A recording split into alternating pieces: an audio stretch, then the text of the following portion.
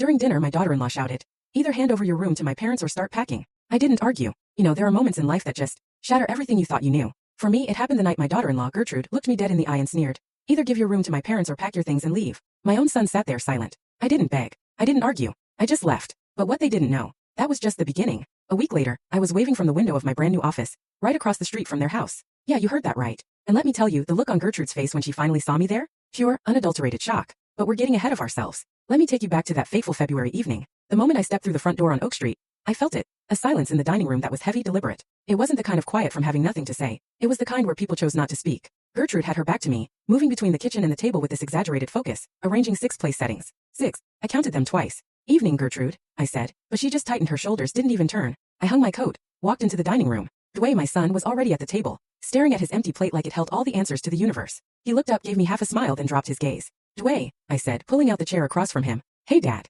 His voice was barely a whisper. Gertrude swept past me, carrying a serving bowl, close enough to smell her perfume, but far enough to make it clear she was keeping her distance. She set the bowl down with a thud. "Dinner's almost ready," she announced, not to me, but to the empty air of the room. I'd lived in that house for 3 years, in a small room off the first floor hallway. 3 years of navigating Gertrude's moods, of learning when to speak and when silence was smarter. But tonight felt different. The air was thick with something I couldn't quite place. Then the doorbell rang. Gertrude's face transformed. The tight line of her mouth curved into this bright, almost sickly sweet smile as she rushed to answer it. "We made it," a man's booming voice echoed down the hall. "Such a lovely home you all have here," a woman chirped, syrupy with enthusiasm. Clarence and Dorothy Webster, Gertrude's parents, appeared in the dining room doorway, pulling wheeled suitcases behind them. I hadn't even known they were coming. Clarence, a broad man with thinning hair, had the confident posture of someone used to being welcomed. Dorothy matched him in volume if not size, her arms already outstretched for a hug. "Hope you don't mind us dropping in," Clarence boomed, clapping his hands. Gertrude said it wouldn't be a problem for a couple weeks. A couple weeks? I glanced at Dwayne. He was still studying his plate, completely avoiding my eyes. "Of course not, Daddy," Gertrude gushed, kissing her father's cheek, then her mother's.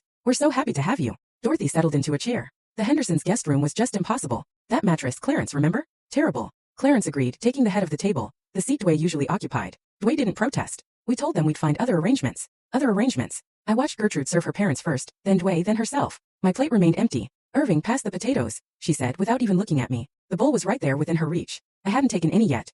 Full story on the channel. Link below. Click now and watch what happened next.